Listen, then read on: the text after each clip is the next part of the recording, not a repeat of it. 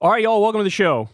I got a beefy one for you. We got a lot to discuss. So in just a second, Bernie debates a CNN host on Trump's victory. We have Trump already stabbing MAGA in the back. We have the Democratic Civil War erupting over Kamala's loss. Rogan, in so many words, has now admitted that Trump lied to his face. And a Democratic congressman has a Twitter thread that goes viral with his autopsy of why Kamala Harris lost. So, I mean, man, look, everybody's searching for answers at the moment, and I hope I can provide some for you. But the autopsy phase is now ongoing. Everybody's asking all the questions in the world as to how do we get to this place. So without further ado, we'll jump into it in just a second. Everybody do me a big favor. Please subscribe to the channel. That helps out big time. And thank you to everybody who supports this channel on Patreon. Remember, guys, I've never had a conversation with an advertiser. Been doing this for over a decade. I'm very proud of that fact. We are actual independent media. We're not new corporate media like many of the outlets out here parading around pretending to be independent media. They're not. We are. All right. So let's go ahead and dive into it. So Bernie Sanders spoke to Dana Bash on CNN on the State of the Union show.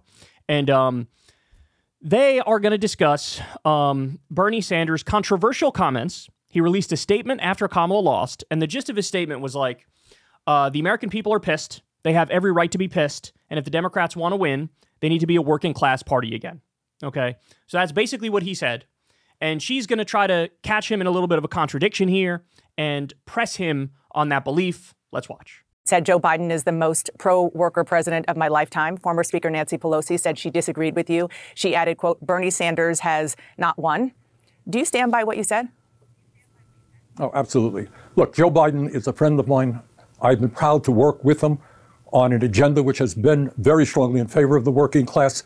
Biden promised to be the most progressive president since FDR in many ways on domestic issues. I think he kept his word. But here is the reality. The working class of this country is angry, and they have a reason to be angry. So let me just pause to interject real quick. The contradiction they're trying to point out is like, hold on, man. You just said Democrats need to be the party of the working class in order to win, and that that's the solution. But you're denying the fact that, according to your own words, you said he was the best president for the working class. Probably since FDR, right? Or maybe LBJ, you can say, right? Here's the thing, guys. It is undeniably true that Biden was the best on economic issues in my lifetime.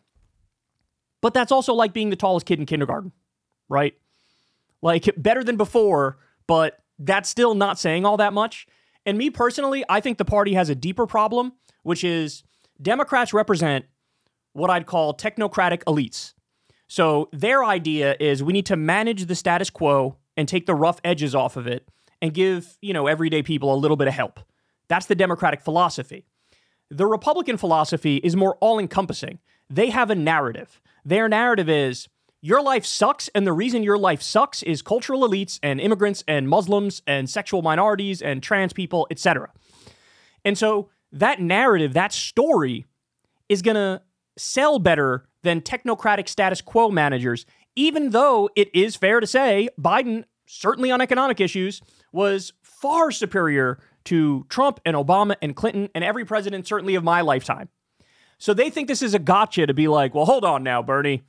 You said he was delivering for the working class, and now you're saying he hasn't, but he needs to in order for Democrats to win. All right, let's keep going. We are living in an economy today, Donna, where the people on top are doing phenomenally well, while 60% of our people are living paycheck to paycheck. 25% of elderly people are trying to get by on $15,000 a year or less. We have the highest rate of childhood poverty of almost any major country on earth, and parents all over this country worry that their kids may have a lower standard of living than they do. That is the economic reality.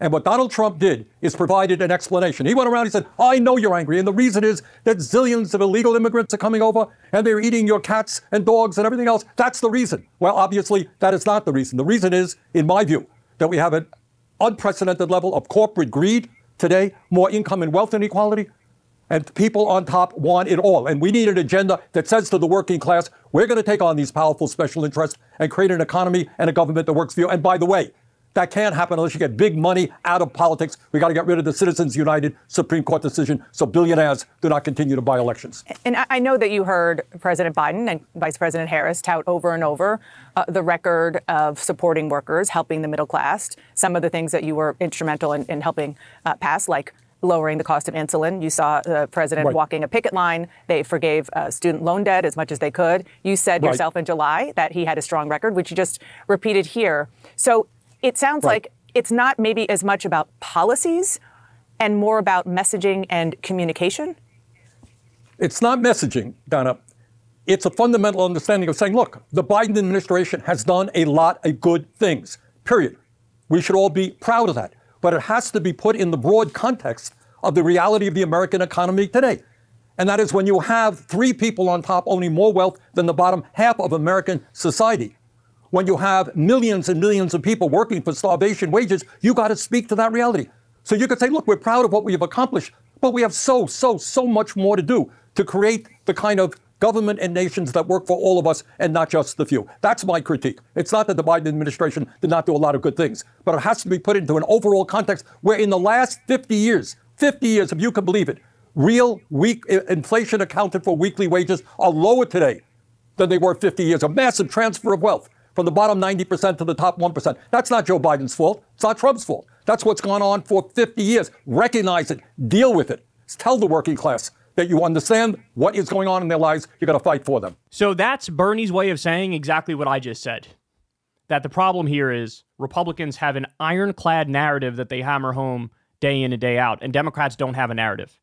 Democrats are technocratic status quo managers, and they'll hand you their list of policies with their eggheads and say, sir, if you actually look at the GDP number and you look at the wage growth relative to what it was like in Q3 of the previous administration, then what you'll find is, and that's not going to sell.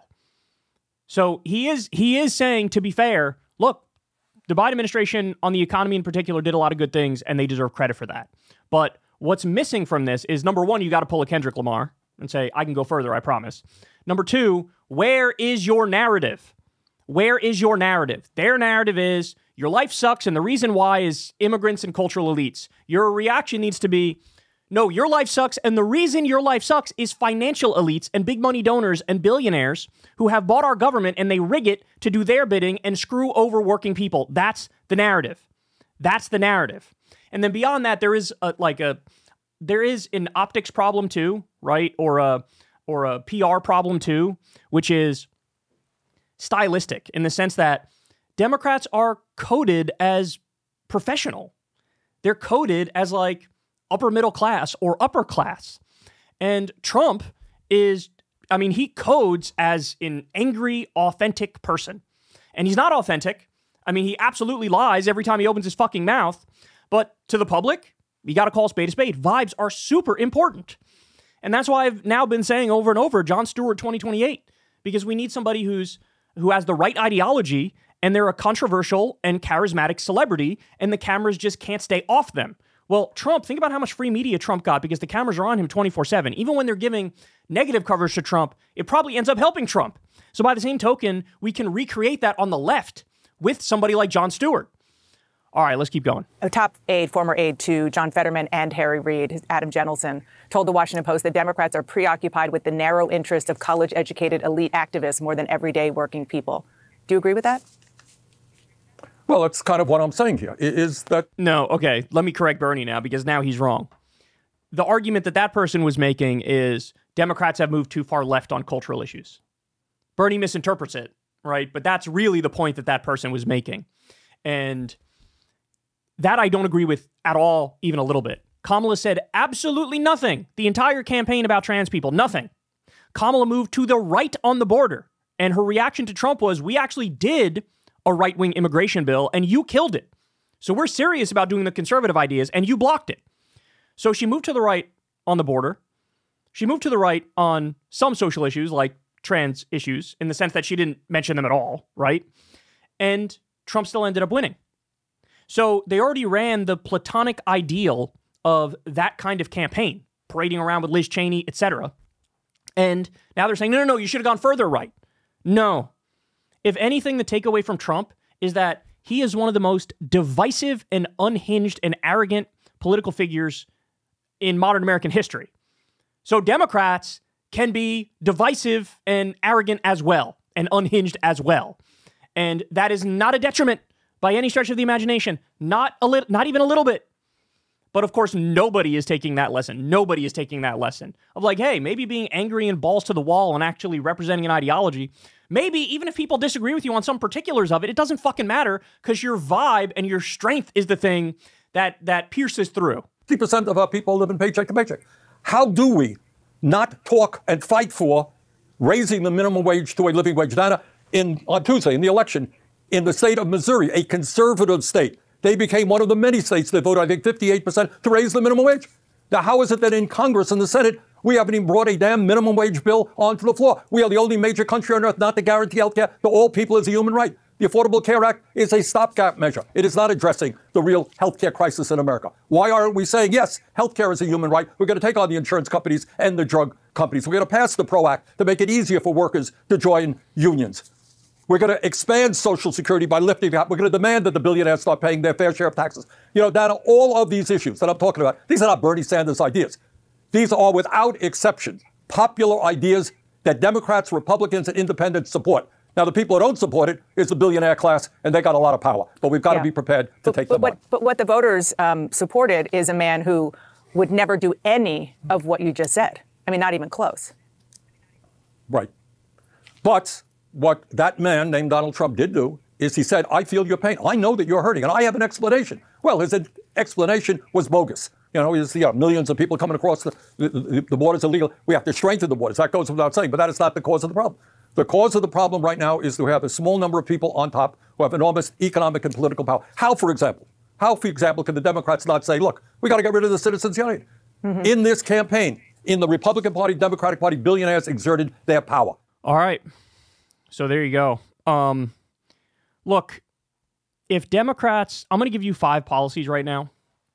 This is the roadmap to success for Democrats in this really, really angry, really, really populist era where now people keep choosing a fake populist in Donald Trump because he has a narrative and an explanation. This is how Democrats win. You ready? End the corruption. We need clean elections. No more private financing of elections. We do a public, clean election system where everybody gets allotted a certain amount of money to donate to whatever candidate they want. It takes away the strength of the billionaires and the corporations and the super PACs. So that's thing number 1. End the corruption, clean elections. Thing number 2, 4-day work week. I mean, how many studies have come out now that say, hey, if you go to a 4-day work week, people are just as productive, if not more productive. So in the pilot studies that have been done on this, they basically say, look, there's no downside. Even your boss can look at that and say, we're just as productive, if not more productive, and we have to work 1 day fewer? So pay people the same, have them work 4 days. That alone, oh my God, that would lead to a governing majority for at least 2 or 3 decades if Democrats were to do that. Higher minimum wage, as Bernie points out. Universal health care. And the last one I would say is Social Security for all. Universal basic income. Just direct cash to people so that you could, take the hard edges off of this failing, disastrous late-stage capitalist system, right? End the corruption, 4-day work week, higher minimum wage, universal health care, Social Security for all. And again, the most important point, which nobody else is mentioning, but I'm going to keep mentioning, is that cannot come in the package of a technocratic elite. It just can't. It has to come in the package of an angry, controversial, charismatic, hopefully celebrity by the name of Jon Stewart. Because very clearly the optics and the vibes were so much more important than anybody thought, even way more important than I thought. And Trump being angry, channeling the American people's anger, and having a narrative was everything. It was everything. So remember, guys, this isn't just about policy. It's not. There was a blind test, and 80% of the people who looked at Trump's policies and Kamala's policies preferred Kamala's policies. This is not just about policy. Democrats do need to represent a bold agenda for the working class, but let's not delude ourselves into thinking that's all that matters. The other thing that matters in this era is vibes. Is anger. The whole professional politician, the Ronald Reagan, it's morning in America, the Barack Obama professorial approach, dead, gone, done, not coming back. It's not coming back. So look, I hope people learn the proper lessons from this, but unfortunately, as you're about to see, we'll do other segments on this. The debate is raging as to what the problem was.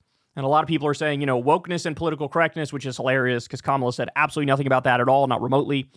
You have people still blaming the likes of Bernie Sanders and the so-called far left. Again, absolutely hilarious that they would make that argument when Kamala was running around with Liz Cheney and talking about how she owns a Glock and she would shoot a home intruder, and she kept reaching out to Republicans.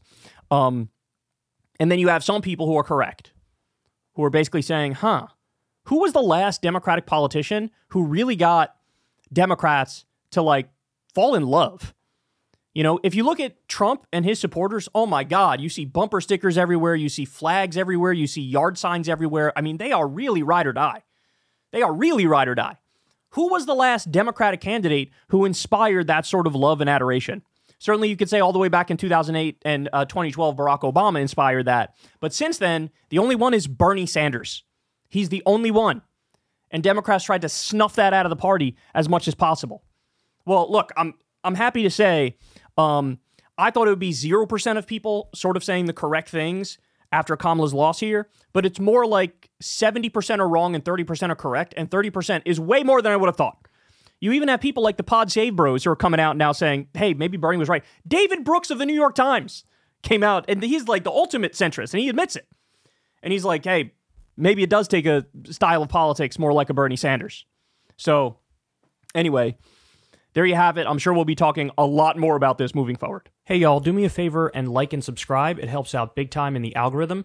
Click the bell as well for notifications when videos drop, and watch that video on screen right now. You know you want to.